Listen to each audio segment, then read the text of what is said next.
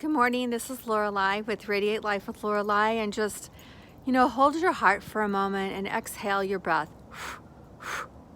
And now take a really nice, beautiful breath from your high heart and your higher self.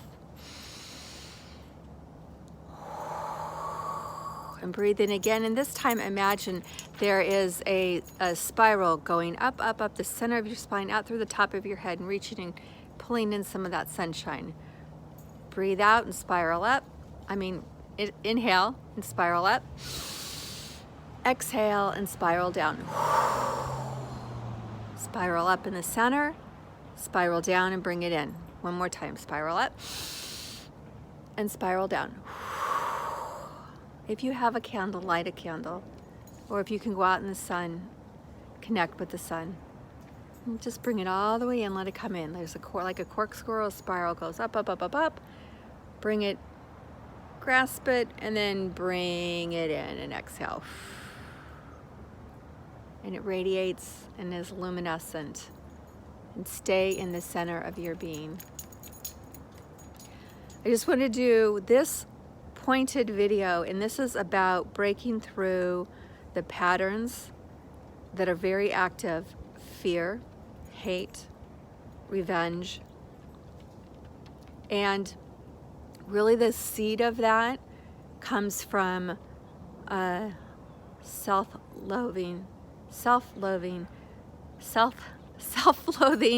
low self-esteem, lack of self-worth, or low self-worth, right? And it's this self-fulfilling prophecy. And we've said it before, hurt people hurt, but breaking that pattern down now within us, within our families, within the mass consciousness, right? And that's what's really going on. It's not only a cleansing for ourselves, but a cleansing for the mass, consciousness that goes on right now. So I just wanted to come in and do this and say, so one of my teachers reminded me last night. So what happens is, first of all, someone who's like, oh, I'm really upset, and they come through, and the first thing they do is they're angry, right? And they're like, okay, like I know in my families there's been, it's amazing to me how people cannot talk to each other for long periods of time. People hold grudges, and people will first of all lie. Oh, I'm not holding a grudge, but then they can't express genuine love. Because honestly, love and hatred for something can exist. All right, they're not mutually exclusive because they're different essences and different energy. However, a pattern locks you into one pattern and not another. So, for example, a really good thing that my mom always did when I was a kid, when I'd get really upset, she'd say, "You could always talk to me and tell me how you're feeling." And she did have some rules with that, but it was more self-respect in that, and like I kind of allow my kids to really, whatever's in there, you need to express it, and then let's keep working. Let's, like, if you have an infection, you have poison, you have a detox, you have an emotional detox, you have a physical detox, you got to detox and you got to get it out and see what's there. And once you do, you can have the healing, right? So there's this thing like I'm really speaking about more today about those of us that are empaths, or what I call sensitive, assertive, right? So even for us, like I know for me, like I'll take it and take it and take it and take it. And then there's this point where I'm like, my truth has to come out. And I have to speak up for whether it's me or whether it's something that's not right in the environment. And what happens a lot of times is feels like on the other end, people who are stuck in a pattern feel like you're provoking them, and so they'll act out and they'll lash out at you. And one of my early teachers, I only was with her for 9 months because she left, but again, she, this was really, really early on. She taught me the value of going all in right away, because as soon as I met her, I started taking classes, I started hanging around with her, I started learning whatever I could from her. I was just this huge sponge. And within 9 months, she was gone. And I was really, really sad. But I was like, you know what? I took really good notes. I lived it with her. She taught me, I went for it, right? I stayed open. It was really, really hard and lots of blood, sweat, and tears, but I did it, and I value it. And so here I am many decades later watching something unfold. And I reminded her, I could hear her voice, and she was saying, okay, It's a little bit like when you poke the bear. Okay, so if a bear has, oh, let's just say he has a porcupine quill in his paw, and you poke the bear, and the bear blames you for his pain in his paw. And you're like, no, I wasn't poking you, but I was saying, hey, look, I was saying, excuse me, that was just an excuse me. There's a porcupine quill in your paw, and I just wanted to tell you that's the source of your pain. And the bear goes after you and tries to attack you and says, no, you're the source of my pain. And then maybe you're like, no, I'm not the source of your pain. And you go back and forth, and all the while that quill is in there, causing more pain, going deeper, causing more infection.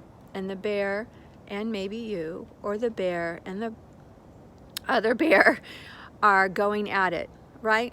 So there is no solving anything until that porcupine quill is pulled out of the bear, and then there is a chance for healing. But what happens is, as sensitive, assertive, we see these things.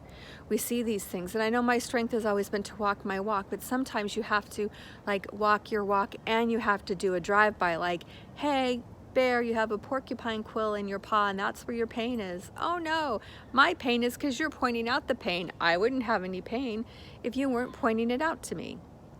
And so then you have to just know, okay, first of all, they're going to, this is what my teacher said, okay, so you have a student going through an initiation, and it works with children, people, everybody, but this was the context. So probably the first thing they're going to do is they're going to get angry, right? And they're going to maybe give you the cold shoulder. And then after a little bit, then the next thing they'll do is they'll go, and then they're going to get in your face, and they're going to talk about how it's going to be something about how you handle it. It's going to be like, well, you shouldn't yell at me, and you shouldn't use that tone of voice with me, and you shouldn't tell me what to do. And it's all going to be back at you. It's like they're throwing, those little balls back at you. They're tossing them, and they're tossing them, and maybe they're heaving them back at you, or like little paintballs. And she said, just watch. They'll be like, try to get you to take and react, and so now they can have an excuse. And still the porcupine quill is in their paw, but they're going to try to see if now they can engage you so that they don't have to deal with the porcupine quill in their paw. So she's like, so throw those balls back. It's not mine. Toss it back. Walk away. It's not yours.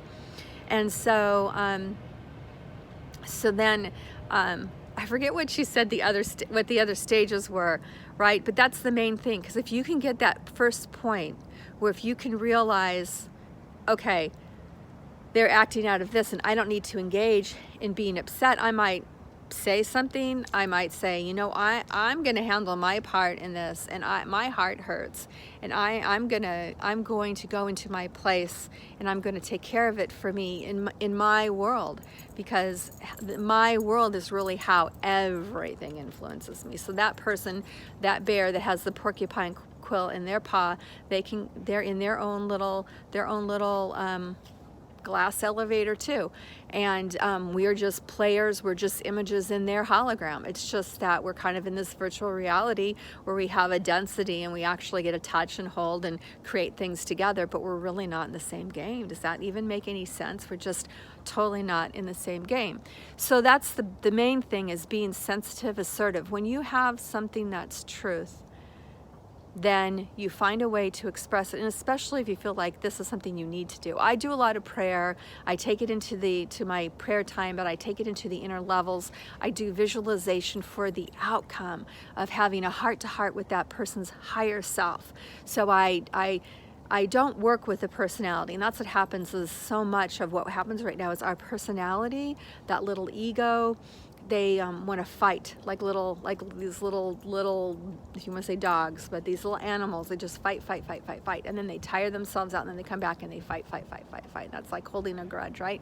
And so it just takes one person to say, okay, I have said my piece, disengage, because then the other person doesn't have you to fight with. Now they might pick someone else or do something else, but in my world, really what I do is I just go, okay, this This is going into my life. You know, maybe that's not the family dynamic I have. Maybe that's not the friendship dynamic I have. Maybe that's not all I want to be doing in this world. And so I just kind of, even now, it's so much easier to say, okay, you know what? I know I'm living here, but I also have this ability to live in this other timeline. And there's alternative timelines, right? So all that really means is for years and years and years, we've been talking about creative visualization. So what I did and what I've been doing, and I encourage you to do, is like, it is kind of like a dream. Like, even if your partner isn't doing it, is living up a certain way, or for me, it's kids are a certain way, or even my animals in a certain way, because we're still training our puppy. So then I just literally just kind of go into that meditative state just for a moment. And I'm like, you know, I get all the love I deserve. I get to move with my kids in the way that I want to. They're activating their energies. You know, they're choosing, and they're getting to have the benefit of what they're choosing. So they're learning to choose in forward motion for their spiritual growth. And any ounce of control that I might have, it gets down to the kind of the quantum level where things get magnified, right? Really, really magnified. And I had somebody say, well, I'm not mad at that person anymore, but every time that person reaches out to them or calls them, there's a problem, like there's a trigger. And the other day I said, you know what? Shh, shh, shh, shh, shh. I said, okay, so I'm feeling this thing that sounds like nails on a chalkboard.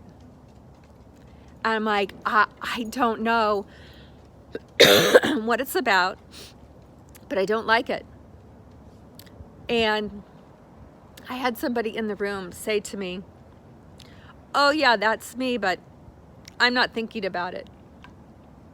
I was like, okay, but I'm on my radar dial. You are thinking about it? You're just denying it. It's like somebody's knocking on the door and you're refusing to answer. So even refusing, like even opening the door to say, you know what, I see you, and I'm working on you, but for right now I need to take that energy and that thought. I'm going to put it in like a golden light. I'm going to put it in a triangle or a bubble, and I'm going to ask for divine intervention to work on that, to take me to my sleep time to work on that, to take with me in my mentors to work on that, because my personality will only build a house around that and will make it a shrine. It will be really hard for me to deconstruct this very unproductive thing that I'm doing right now. So, taking a deep breath, corkscrew all the way up a spiral, and now exhale, spiral comes right down in the center. One more time, breathe in. Spiral comes back down, right in the center. Spiral goes out, like clock goes up, clockwise, comes down counterclockwise. Okay, up, down, going up to the highest energy right here. This quantum field right now, this energy that we have, that we're in. You can come back to this video anytime. Here it is, one more time. Exhale, inhale, spiral up as high as you can go, and then bring it down. So you're going to counterclockwise, spiral down. Bring it in through the top of your head, the center of your spine, your center channels. You don't have to get too fussy about what it is. Allowing that to expand. And exhale again. Exhale. And now inhale, spiral up. And then exhale, spiral down, counterclockwise. Or just let it go if it's too much. Or use your finger. I like that too. And don't be too fussy about it. Just allow it to happen. Breathe, exhale. Breathe in, spiral. Exhale, spiral.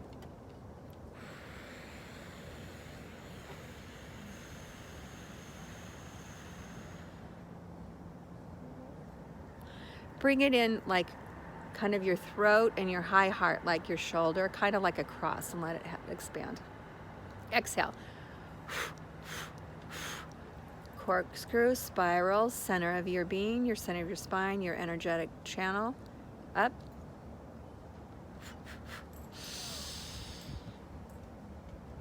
Spiral down. Set to continuous. Make a figure 8. Infinity. And keep yourself always in your light. You don't have to turn it off. Live in the light of your consciousness. Live in the light of your awareness. If you were a candle, you'd always be lit. Allow the consciousness, allow this energy in our quantum field, right here, right now. You know, we are pillars of light. We are pillars of peace. We are peace portals. We are ascension pillars. We are bubbles of ascension energy. Right here, right now. Creation is right here, right now. One more time. Exhale. Inhale, corkscrew up. All the way up, up, up, up, up, up, up, up, up, up, up, out into the universe, out into infinity, and now let it spiral back. Breathing in, exhaling. Exhaling all that beautiful energy right into this space, right here, right now. And again, don't get too fussy about it, all right? Just allow it to be. See it, feel it, know it. You might even taste it, you might smell it, but allow all those things to be true. Do not look for one particular way. You might even connect with the energy afterwards, all right? So just breathing and leave this beautiful energy for us today. Let's see how much this beautiful energy can come in as we move towards 12/12 and 12/20, 12/21, the winter solstice, right? You open up your field and you bring that in. And we're working from our true essence rather than from our patterns. And deep, deep, deep inside, only we really can recognize. And the spiritual teachers and people that recognize their own true essence. In our true essence, let's meet in our true essence. Let's set that to continuous. We are in our own quantum fields. Just like it's easier to be, you know, more structured, to plan, to organize when you are with people who are planning and organizing, right? There is this priority or this something that is supposed to evolve. And first of all, you are supposed to get to the point where you can't do everything. You are supposed to get to the point where you have to sit down and make choices, where you have to sit down and write out your priorities. And you're actually supposed to get up to a point beyond your brain figuring out your day or how to bring things in. That is just the physical level. You have to move into the, well, physical and emotional together. You have to move into all the other levels of you where creation occurs. This is why. It's like, I'm doing the best that I can. Yeah, but now we need to maybe evaluate some of the things that we're doing. Maybe some of the things that we're doing are habits and our patterns. And it's just, have you ever had anybody who worked just look busy? But when you look at the quality of the work, you look at, are they, is this moving forward? Is this efficient? Is it smart, right? So it's like getting to the center to be really efficient and to let all of that energy in. The more that you can plan, the more that you can visualize, and the more that you trust you will have in that process, the more energy you will let in, right? So it's not like, oh, I'm doing everything, I can't do anything more. It's like, okay, find some things you want to do more. So don't go from, oh, things aren't bad. No, I don't think I'm going to wait until my car falls apart before I go call in a mechanic, right? I'm going to be listening to something that's like, that's odd. I'm going to figure out what that is. Let me just take it and take care of it when it's small. And what happens is over time, once you start getting into that new pattern, taking care of things, hearing something and putting together right away, it feeds on itself. You want to be. I had a teacher that told me it's like having a good actor doing something good for yourself that actually had to go against the tide to do it, to get up to do a meditation or to do a different kind of meditation that's more focused and doesn't allow you just to sit in your negativity. And it really gives you that power. Then what happens, that's like putting a gold coin and then you stack another gold coin and then another gold coin, right? Have you ever made a healthy change, stopped smoking, cleaned up your diet, made a major commitment to change, got an education, went back to school, switched jobs, right? You know, all those things, there's that point where you have to make, like you make that change. And there's a point in which it's a tipping point, and that is you. It's like the little engine that could, I think I want to, I'm going to get in the action. Like, I think I can because I'm acting. If you're not acting, if you're not taking action, or your action is complaining, or I'm not going to do it, or telling other people they shouldn't go after their dreams, not really open to it, not really happening. So you have to really get in there and go, you know what, it seems dark, it's really dark, but I want to. And as a matter of fact, I'm going to start moving towards it. That's when you're like, okay, I think I can, I'm moving, I'm acting. And pretty soon after a while, you gain the momentum and you see the light at the end of the day, and whatever place you're in with it, you're like, you know what? I know I can, I am, and pretty soon you're flying, you're doing it. But you can't stop before the finish line. You have to keep going. And I will say that there is this, it's like this cracking open and this breaking through, and I've seen it, and I see it in people around me. They get like really like, I'm gonna like roar at you, and if you would leave me alone, then I could just stay in my denial and I wouldn't have to do anything about it, but it's your fault because you're bringing it up. It's like, okay, that was my true essence. This is who I am. Is there anything that's triggered in me? Am I trying to control in this situation? Or, what is my purpose? No, my purpose is I command love in this place, and I don't control it. I know that it is our natural birthright, that I know that there's a lot of things going on in the world, and so I'll just be that. And I'll move to that place in my timeline where I know that, and I'm going to feel the love, and I'm going to feel how great it feels and how we are moving forward, because that's my strength and that's my power. So I invite you to do the same thing. Another mentor of mine was saying, what happens is that right now, and this is a huge epiphany for me too, is like, so we're talking about moving into higher energies, moving from 3D to 4D to 5D. And in the 3D, it's self-preservation. In the 4D is you think yourself and others. And then the 5D is where we're working together as a team, and a lot of the things in 3D have fallen away, which is just really, they were things that were in place for a while, but it's not a part of the natural order, right? Those are patterns. It's not a natural part of us. So what happens is there are parts of us that will go to 5D, like, okay, I'm not hanging out in 3D with everyone. I'm not sitting here fighting. People aren't going to engage in me and use my energy to, wear themselves out, to just make them feel better, so they don't have to think about the porcupine quill in their paw. So I am so deeply grateful for this time. Moving into the other timeline, receiving the love, seeing all my beautiful children making their choices and learning, finding their way, listening to their inner guidance, the beautiful things they're supposed to bring, shutting down false energies, false things,